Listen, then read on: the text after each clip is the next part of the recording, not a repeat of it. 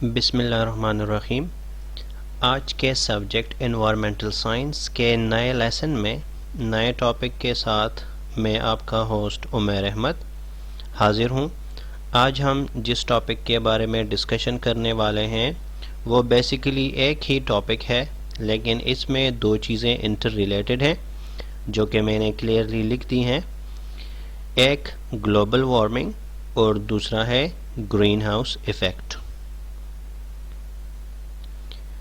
Lecture में जाने से पहले जनरल गाइडलाइन कि आप लोगों के पास ये सारी चीज़ें अगर होंगी तो आप लेक्चर से ज़्यादा फ़ायदा उठा सकते हैं, जिसमें है बॉल पॉइंट, नोटबुक, और अगर आप हैंड्स फ्री यूज़ कर रहे हैं तो आपके लिए बहुत ही बेहतर रहेगा।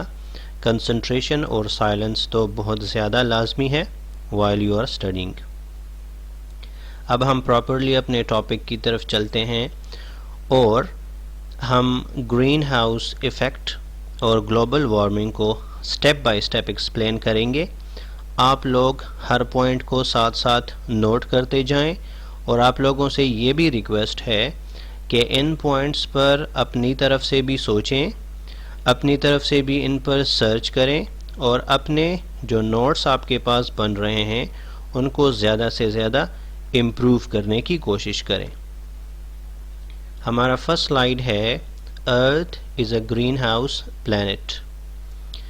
इसको एक्सप्लेन करने से पहले हम एक डायग्राम की तरफ चलते हैं। यहाँ पे इस डायग्राम के ज़रिए हम इस टॉपिक को इंट्रोड्यूस करवाते हैं कि ग्रीन हाउस इफ़ेक्ट एक्चुअली क्या चीज़ है और ग्लोबल वार्मिंग क्या चीज़ है। यहाँ पे आप देख लें कि सन से सोलर रेज रेडिएशंस की शक्ल में अर्थ की तरफ आ रही हैं। इन रेडिएशंस की वजह से अर्थ सरफेस गर्म हो जाती है, लेकिन इनमें से ज़्यादातर रेडिएशंस ऊपर एटमॉस्फेयर में वापस री रेडिएट हो जाती हैं, जबकि इस रेडिएशन का कुछ हिस्सा ज़मीन को गर्म रखने में अहम रोल प्ले करता है। अगर सूरज की ये रेज़ ज़मीन को गर्म ना करें तो सतह ज़मीन इतनी ज़्यादा ठंडी हो जाएगी कि इस पर ज़िंदगी मुश्किल हो जाएगी। इसका मतलब ये है कि ग्रीन हाउस इफ़ेक्ट एक तरह से इंतहाई बेहतर और ज़बरदस्त किस्म का सिस्टम है इस अर्थ को इस काबिल बनाने के लिए कि ज़िंदा चीज़ें यहाँ पे सरवाइव कर सकती हों। यहाँ आप देख सकते हैं एटमॉस्फेयर की एक लेयर खींची गई है, एक लाइन लगाई गई है। इस लाइन का मतलब ये है कि यहाँ पर कुछ ख़ास किस्म की गैसेस हैं जो कि ज़मीन से निकलने वाले हीट को वापस ज़मीन की तरफ रिफ्लेक्ट कर रहे हैं और इन गैसेस की इसी रिफ्लेक्शन की नतीजे में अर्थ सरफेस वार्म यानी गर्म है। तो यहाँ डायग्राम को थोड़ा सा समझने के बाद हम स्लाइड्स की तरफ चलते हैं। Earth is a greenhouse planet. इस स्लाइड में हम कुछ पॉइंट्स डिस्कस करते हैं, जैसे कि earth's temperature depend upon several factors such as the distance of the earth from the sun, the changes in the radiation output by the sun. इसका मतलब ये है कि सन मुख्तलिफ सीज़न में मुख्तलिफ टाइम में या अपनी पोजीशन के मुताबिक डिफरेंट क्वांटिटी में रेडिएशन या हीट इमिट करता है। Orientation of the earth to sun rays. आपने नोट किया होगा कि सर्दियों में टेम्परेचर अर्थ का इसलिए कम हो जाता है कि ज़मीन का एंगल सन रेज के मुकाबले में चेंज हो जाता है। तो ओरिएंटेशन ऑफ अर्थ जो है ये एक अहम रोल प्ले करता है ज़मीन के टेम्परेचर में। और द प्रेजेंस ऑफ CO2। इस प्रोसेस में आगे जाने से पहले आप लोगों से ये रिक्वेस्ट है कि कार्बन डाइऑक्साइड के रोल को इस टॉपिक में ज़्यादा से ज़्यादा एक्सप्लेन किया गया है, इसको ज़रा जहन में रखें। और कार्बन डाइऑक्साइड बज़ाहिर तो एक सिंपल गैस है जिसकी कंसंट्रेशन एयर में काफ़ी कम है, लेकिन इससे पैदा होने वाली चेंजेस को आप लोग गौर से नोट करें। Earth heating mechanism and life on the planet earth. Atmospheric gases absorb infrared radiations. Atmospheric gases जैसे कि कार्बन डाइऑक्साइड के अलावा भी कुछ ग्रीन हाउस गैसेस हैं जिसका अब हम आगे जिक्र करेंगे। तो ये गैसेस इंफ्रारेड रेडिएशंस को जो कि सूरज से आती हैं उनको एब्जॉर्ब करते हैं ये gases. Ultraviolet rays and visible light pass through these gases and the rays that reach the surface of earth tend to heat the surface of earth। ज़मीन गर्म होने के बाद ये रेज डिफरेंट किस्म की हीट रेज में कन्वर्ट हो जाते हैं और ऊपर एटमॉस्फेयर की तरफ वापस री रेडिएट होते हैं। The greenhouse gases absorb the heat। इस स्लाइड का अब मैं आप लोगों को एक समरी देता हूँ कि सन रेज डिफरेंट शक्ल में, डिफरेंट फॉर्म्स में, जैसे कि visible light, ultraviolet rays, infrared rays, different तरीक़ों से सन रेज ज़मीन की तरफ ट्रेवल करते हैं। इन सन रेज से सतह ज़मीन गर्म हो जाती है, लेकिन ज़्यादातर एनर्जी वापस एटमॉस्फेयर में री रेडिएट होती है। लेकिन चूंकि ज़मीन के इर्द गिर्द ग्रीन हाउस गैसेस का एक ब्लैंकेट है, इसी वजह से ग्रीन हाउस गैसेस ज़्यादातर हीट को बाहर जाने नहीं देते और इसी वजह से इन ग्रीन हाउस इफ़ेक्ट या इन ग्रीन हाउस गैसेस के इस इफ़ेक्ट के नतीजे में अर्थ गर्म रहती है। और जैसे कि हमने पहले भी एक्सप्लेन किया कि अर्थ की ये हीटिंग बहुत ही लाजमी है ज़मीन के ऊपर जिंदा ऑर्गेनिजम्स के लिए। The green house effect. Warming of the earth due to the action of green house gases. The major greenhouse gas is carbon dioxide। यहाँ पे मैं एक बात ऐड करूँ कि ज़मीन की सतह जितनी भी गर्म होती है उसमें से 68% गर्माइश सिर्फ कार्बन डाइऑक्साइड गैस की वजह से है। Its concentration is less but its effect is very great। The heating of earth is essential for the survival of different organisms। अब यहाँ पे हम पढ़ते हैं कि ग्रीन हाउस इफ़ेक्ट के बेनिफिट्स क्या क्या हैं। In the absence of carbon dioxide, the temperature of the earth would have been -18 degree Celsius. अगर कार्बन डाइऑक्साइड का ब्लैंकेट ना होता, ग्रीन हाउस गैसेस ना होते अर्थ के इर्द गिर्द, तो ज़मीन का टेम्परेचर इतना गिर जाता कि -18 डिग्री तक ज़मीन का टेम्परेचर ठंडा हो जाता। Due to the green house effect earth is warm. Temperature of the earth is about 15 degree Celsius.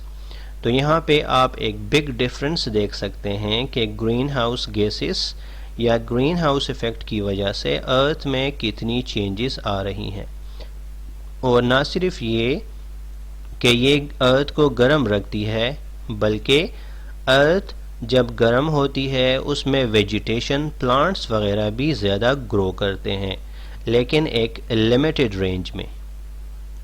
This makes earth suitable for life and increase in the carbon dioxide result in more warming of the planet। जितना carbon dioxide concentration increase होगा, ज़मीन का temperature उतना ही ज़्यादा increase होगा। इसका जिक्र हम आगे करेंगे। Different green house gases. एक major agent green house effect में कार्बन डाइऑक्साइड है, लेकिन कार्बन डाइऑक्साइड के अलावा वो कौन कौन सी गैसेस हैं जो कि ग्रीन हाउस इफेक्ट में हेल्पफुल हैं।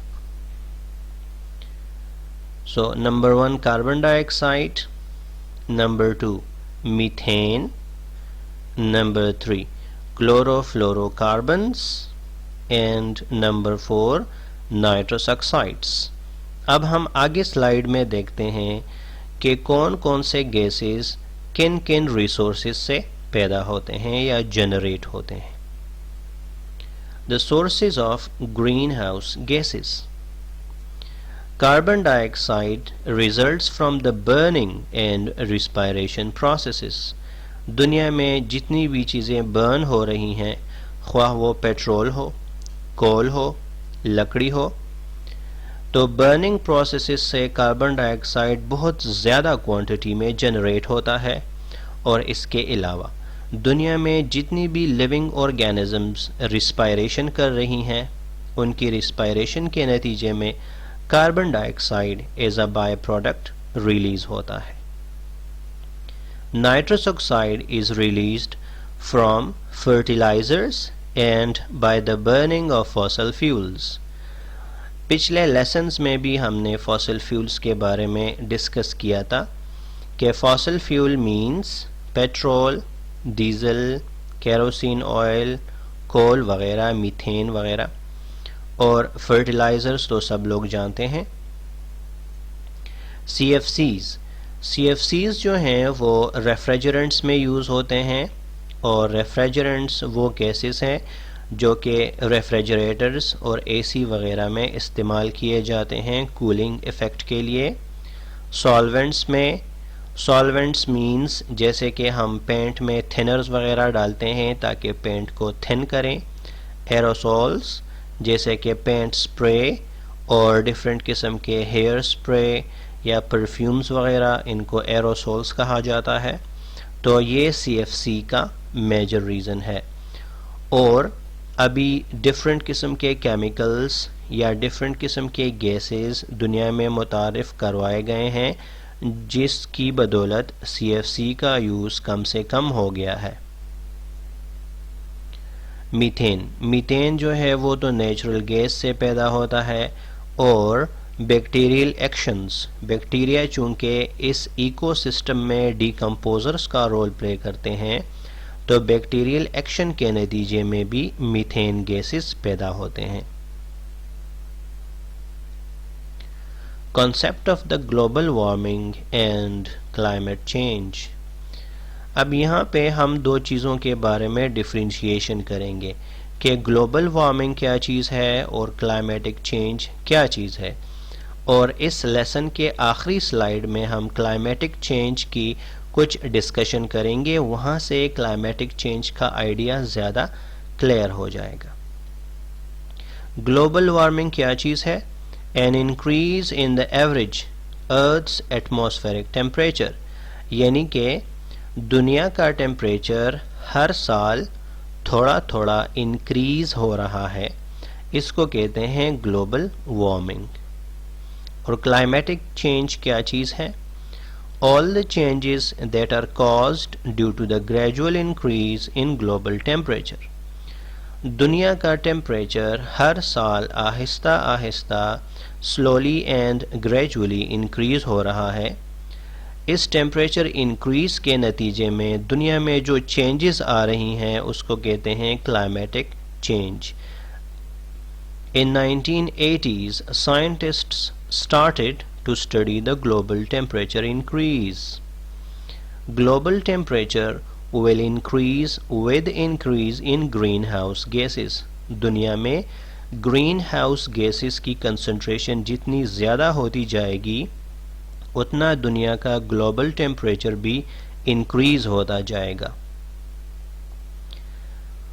अब हम बात करते हैं कि वो कौन कौन सी चेंजेस हैं जो कि ग्लोबल वार्मिंग की वजह से दुनिया में आई हैं या आ सकती हैं। The amount of ice decreased in the northern hemisphere. अगर हम ज़मीन को दो हिस्सों में डिवाइड करें सेंटर से, तो ऊपर वाले रीजन को नॉर्दर्न हेमिस्फेयर और नीचे वाले रीजन को सदर्न हेमिस्फेयर कहा जाता है। तो ग्लोबल वार्मिंग की वजह से नॉर्दर्न हेमिस्फेयर में आइस की क्वांटिटी डिक्रीज हो रही है। और ये कौन सी आइस है? ये वो आइस है जिसको हम आम जुबान में ग्लेशियर्स कहते हैं। और इस बात को जहन में रखें कि ग्लेशियर्स दुनिया में फ्रेश वाटर का एक बहुत बड़ा रिसोर्स है। अगर ग्लेशियर्स ख़त्म हो जाएंगे तो दुनिया में फ्रेश वाटर रिसोर्सेज इंतहाई कम रह जाएंगे। ग्लेशियर्स और पहाड़ों पर जो आइस है उनकी वजह से हमारे नहरों में, दरियाओं में पानी आता है। The snow is melting quickly. दुनिया के जिन रीजन्स में हर साल स्नोफॉल होती है तो ग्लोबल वार्मिंग के नतीजे में ये स्नो जल्दी जल्दी मेल्ट हो रही है। The cold season has decreased. ये तो जनरल बात है और सब लोगों ने नोट की होगी कि कोल्ड सीज़न आम तौर पे बहुत ही कम महीने रह गए हैं और जो पुराने ज़माने में कोल्ड सीज़न होते थे उस तरह की सर्दियां अब देखने में नहीं आती। तो ये भी ग्लोबल वार्मिंग की एक निशानदेही कर रहा है। The summer season has become very long. आप देख सकते हैं कि समर सीज़न ख़त्म होने का नाम ही नहीं लेता और समर्स जो हैं वो बहुत ज़्यादा इंटेंस हो गई हैं। Arctic region is becoming warm.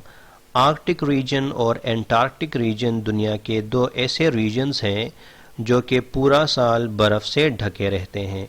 और अब साइंटिस्ट्स ने हमें ये बात भी बताई है कि even Arctic region Aahista Aahista गर्म हो रहा है और वहाँ पे जो आइस है वो तेज़ी से पिघल रही है। The snow covered areas are decreasing throughout the globe.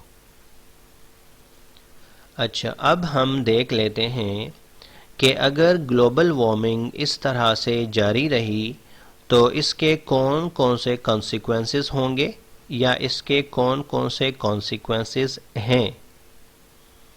The glaciers melting and fresh water resources are depleting. जिस तरह के पिछली स्लाइड में मैंने आपको बताया कि ग्लेशियर्स जो हैं वो फ्रेश वाटर का बहुत बड़ा रिसोर्स हैं। अगर ग्लेशियर्स मेल्ट हो जाते हैं तो दुनिया में फ्रेश वाटर की इंतहाई डिप्लीशन यानी कमी आ जाएगी। The risk of floods has increased. ये तो आप लोग जानते हैं कि दुनिया के बेशतर इलाकों में अगर आप लोग न्यूज़ देखते हैं तो दुनिया के बेशतर ममालिक में फ्लड्स बहुत ज़्यादा आते हैं। The risk of severe weather has increased. और आप लोगों ने नोट किया होगा कि समंदर के करीब जो इलाके हैं वो भी अक्सर सैलाब वग़ैरह में डूब जाते हैं। बहुत ज़्यादा तेज़ आंधियाँ इंतहाई ज़्यादा हो गई हैं। तो इसका मतलब ये है कि वेदर कई इलाकों में बहुत सिवियर हो गया है। The risk of spreading different disease has increased. और ये वेदर जिन डिजीज़ को सपोर्ट करता है इसके साथ साथ वो डिजीज़ भी स्प्रेड होती हैं।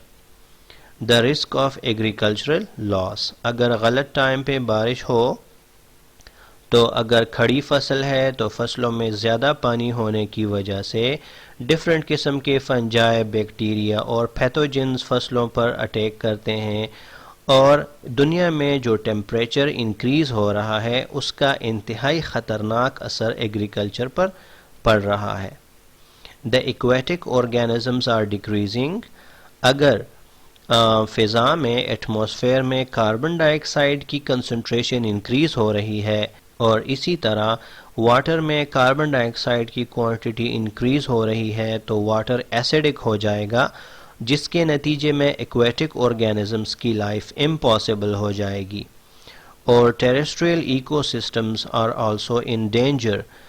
इंसान ने ना सिर्फ बहुत सारी चीज़ों का बैलेंस बिगाड़ दिया है बल्कि डिफॉरेस्टेशन और दुनिया में जो इंडस्ट्रियलाइजेशन हो रही है, दुनिया में फॉसिल फ्यूल्स का इंतहाई ज़्यादा यूज़ हो रहा है और दुनिया में जो नेचुरल चीज़ें हैं उनको आर्टिफिशियल चीज़ों में कन्वर्ट कर दिया जा रहा है। इन सारी चेंजेस से दुनिया का नेचुरल इकोसिस्टम इंतहाई डेंजर में है। इसी के साथ हम आज का लेक्चर एंड करते हैं। उम्मीद है कि आप लोगों ने लेक्चर से फ़ायदा उठाया होगा। Thanks for watching the video.